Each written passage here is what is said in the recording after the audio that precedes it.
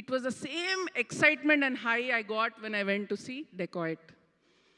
And cinema చూస్తున్నంత సేపు అసలు just glued to the screen, whether it was Dhananjay's magic visuals on screen, whether it was the background score by Gyani, whether it was the performances by Sesh, by Mrinal, Papa, ఆ కథ జరిగే విధానం అసలు నేను స్వప్న పక్కన కూర్చున్న మాట్లాడుకునే time కూడా లేదు, చూస్తూనే ఉన్నాం, ఎంజాయ్ చేస్తున్నాం.